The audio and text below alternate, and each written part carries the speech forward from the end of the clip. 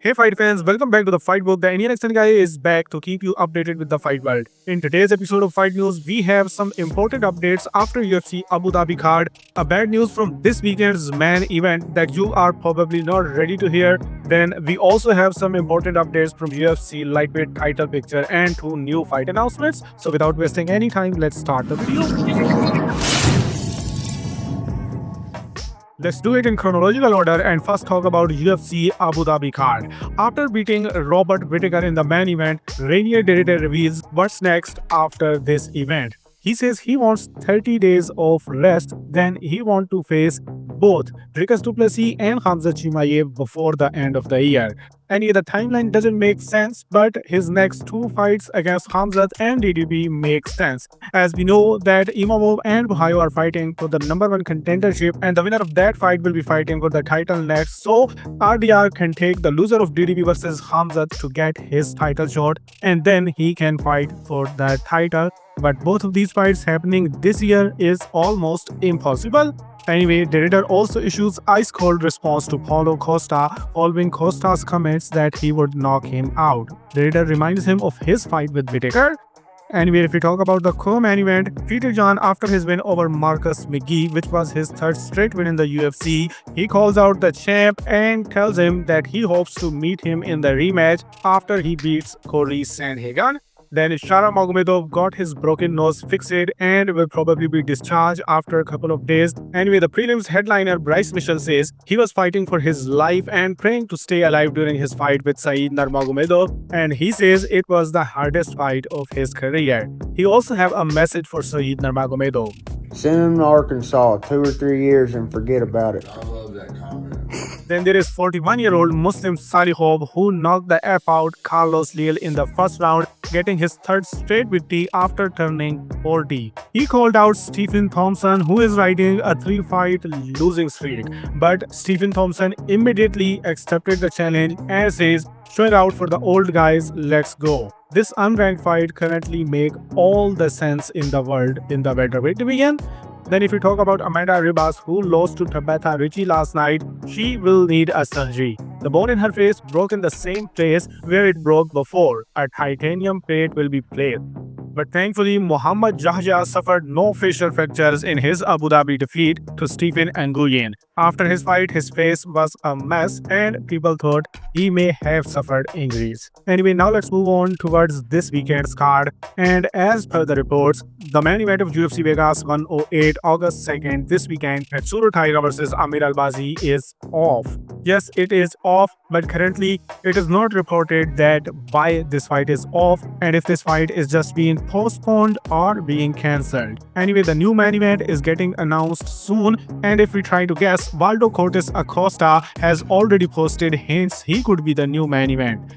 He is currently scheduled to fight at UFC Shanghai China card against Sergey Pavlovich, and that loaded card doesn't necessarily need a non-Chinese heavyweight bout. Anyway, Pavlovich and Jon Jones both were present in an event in Russia where Pavlovich appears to avoid a handshake with the legend Jon Jones. Now let's talk about the only official fight announcements in the UFC in past 24 hours, and it is the co-main event of UFC 319 where 16-0 undefeated and number 6 ranked featherweight Lerone Murphy will be taking on Aaron Pico. Murphy is currently 8-0 in the UFC while Pico is riding his 3-fight non-UFC win streak. Although it's just 3 weeks notice, Murphy needed an opportunity like that. He is finally the co-headliner of a pay-per-view card after 8 straight wins in the UFC.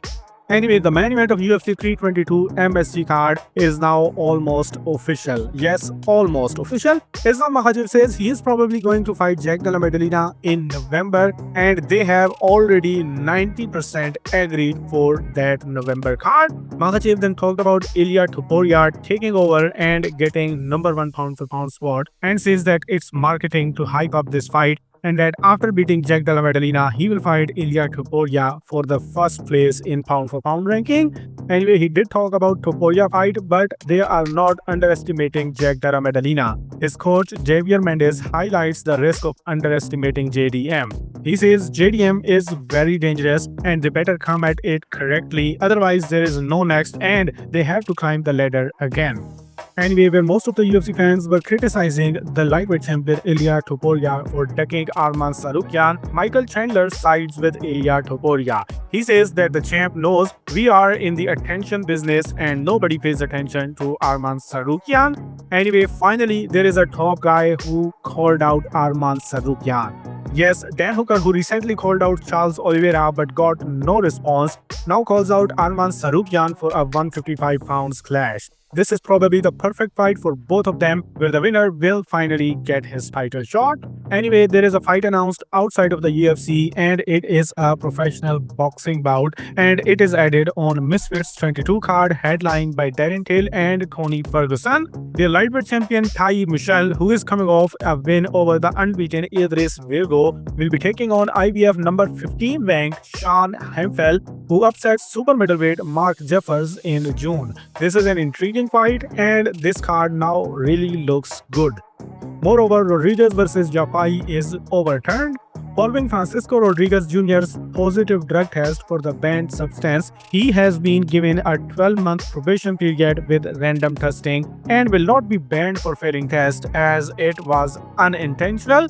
His fight with Galal Jafai has been declared a no contest, with Jafai reinstated as WBC interim champion. The WBC have ordered an immediate rematch. Moreover, last night's Zayas vs. Garcia card was the final Top Rank boxing broadcast on ESPN. It will be interesting to see where Top Rank ends up network-wise and if ESPN stays in boxing.